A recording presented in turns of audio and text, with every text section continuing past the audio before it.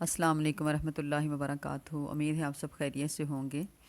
آج کا میرا ٹاپک تو ظہور دجال ہے، لیکن اس سے پہلے میں آپ سے چھوٹی سی بات کرنا چاہتی ہوں کہ کائنات میں بے شمار علوم ہیں۔ اتنے بے شمار علوم کو سمجھنا یا ان کی اقسام پر غور کرنا بہت مشکل ہے۔ ہمیں صرف ایک آسان سی بات سمجھ لینی چاہیے کہ وہ علم جو ہماری دین اور دنیا سنوار دے وہی ہماری نجات کا باعث بن سکتا ہے۔ ایسا علم جو ہماری نجات کا سبب نہ بن سکے اور دنیا میں ہمیں مسلسل فائدہ دیتا رہے، وہ دنیا ہی میں رہ جائے گا۔ جبکہ ہر انسان کو دنیا سے جانا ہے کہ کلو نفس ذائقۃ الموت، کہ ہر انسان کو موت کا ذائقہ چکھنا ہے۔ کتاب کا مطالعہ بہت اعلیٰ مصروفیت ہے، کیونکہ اس کے مطالعے سے انسان زندگی کے حقائق کو جانتا اور سمجھتا ہے، زندگی گزارنے کے ڈھنگ سیکھتا ہے، اور دنیا کی تمام کتابوں میں بہترین کتاب قرآن پاک ہے، جس کے متعلق نبی کریم صلی اللہ علیہ وسلم نے فرمایا، خیرکم من تعلم القرآن وعلمہ، کہ تم میں سے بہترین انسان وہ ہے جو قرآن کو سیکھتا اور سکھاتا ہے۔ تو کوشش کریں اپنے آپ کو قرآن کے ساتھ جوڑیں، آپ اپنے دینی علم کے ساتھ ساتھ دنیاوی علم کو ساتھ ساتھ رکھیں، کیونکہ اس کے بغیر ہماری بقا نہیں، اس کے بغیر ہماری زندگی نہیں۔ تو کوشش کریں اپنے ساتھ دین اور دنیا دونوں کو لے کر چلیں۔ اللہ تعالیٰ ہم سب کو دین اور دنیا میں کامیاب زندگی عطا فرمائے، آمین ثم آمین۔ تو اب میں اپنی ویڈیو کی طرف آتی ہوں۔ ظہور دجال۔ دجال قوم یہود کا ایک مرد ہے جو اس وقت بحکم الہی یعنی اللہ کے حکم سے قید ہے۔ جب آزاد ہوگا تو ایک عظیم لشکر کے ساتھ ملک خدا میں فتور کرنے کو شام اور عراق کے درمیان سے نکلے گا۔ اس کی ایک آنکھ اور ایک آئی برو بالکل نہیں ہوگی، اسی وجہ سے اسے مسیح چوپٹ کہتے ہیں۔ اس کے ساتھ یہودی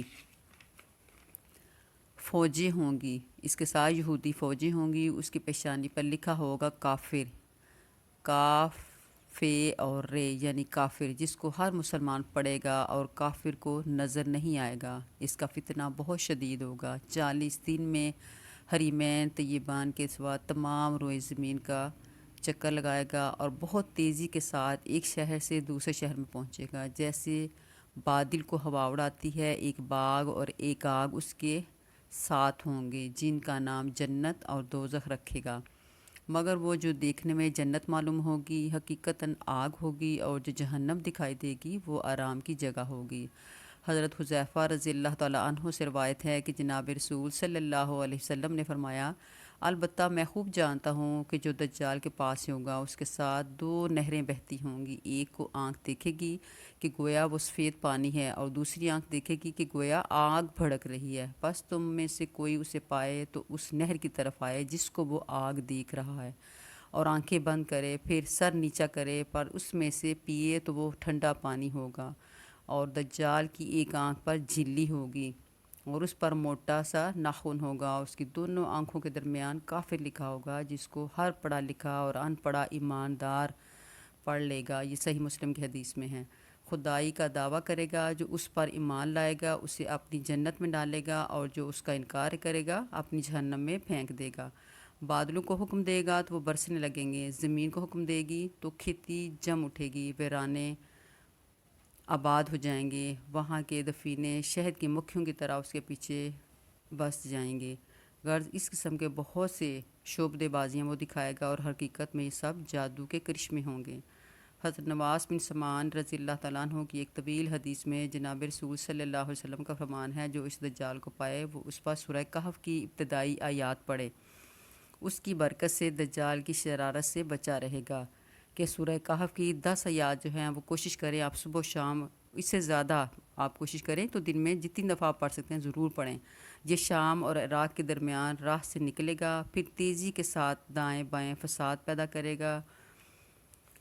ایک دفعہ حضرت صلی اللہ علیہ وسلم نے فرمایا کہ صحابہ کرام نے عرض کیا کہ اللہ کے رسول، زمین میں اس کا قیام کتنی دیر رہے گا، یعنی یہ دنیا میں کتنی دیر تک رہے گا؟ تو آپ صلی اللہ علیہ وسلم نے فرمایا 40 دن، اور ایک دن ایک سال کی طرح ہوگا، اور ایک دن مہینے کی طرح کا ہوگا، اور ایک دن ہفتے کی طرح کا ہوگا، اور باقی تمہارے دنوں کی طرح کے دن ہوں گے۔ ہم نے عرض کیا کہ اللہ کے رسول صلی اللہ علیہ وسلم، جو دن سال کی طرح ہوگا کیا اس میں ایک دن کی 5 نمازیں کافی ہوں گی؟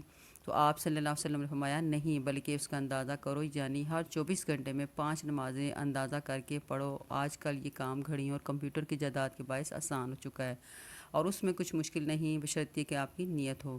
ہم نے عرض کیا کہ اللہ رسول صلی اللہ علیہ وسلم زمین میں وہ کس قدر تیزی سے پھرے گا؟ تو آپ صلی اللہ علیہ وسلم نے فرمایا بادل کی طرح، کہ جس کے پیچھے تیز ہوا چل رہی ہو، ایک قوم کے پاس آئے گا، انہیں دعوت دے گا اور اس پر ایمان لے آئیں گے تو آسمان کو حکم کرے گا کہ آسمان سے بارش ہوگی، زمین کو حکم کرے گا تو وہ غلہ اگائے گی، ان کے مویشی جائیں گے تو ان کی کوہان اونچی ہوگی،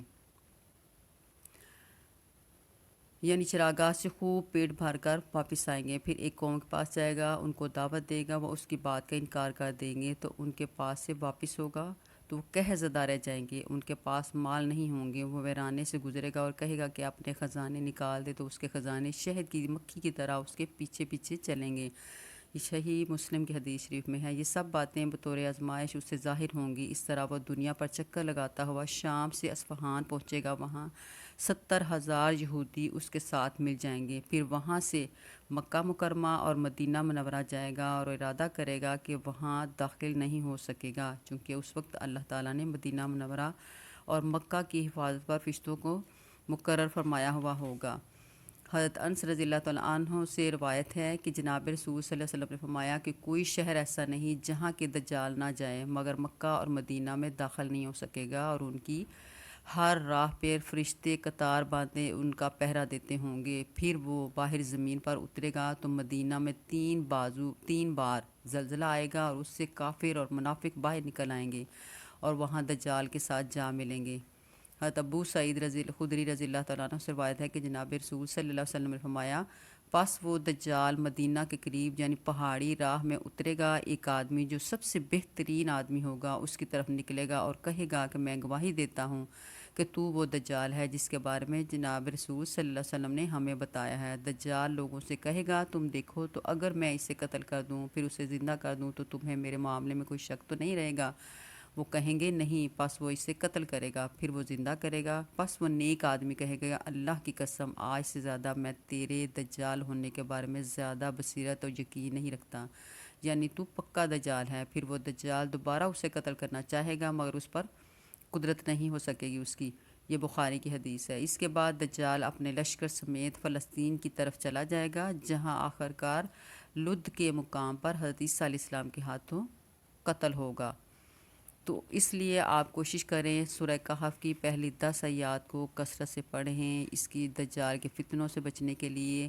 یہ نبی کریم صلی اللہ علیہ وسلم نے ہمیں بتا دیا کہ کیا کیا وہ کرے گا اور کہاں کہاں ظہور ہوگا اور کیسے اس کا قتل ہوگا اور کس کے ہاتھوں ہوگا۔ تو کوشش کریں اللہ تعالیٰ ہمیں ان فتنوں سے بچائے، اور آپ سورہ بقرہ کی سورہ کہف کی وہ آیات ہیں وہ کثرت سے پڑھیں۔ اللہ تعالیٰ ہمیں اس کے دجالی فتنوں سے محفوظ رکھے، آمین ثم آمین۔ صدقہ جاریہ کے نیت سے خود بھی پڑھیں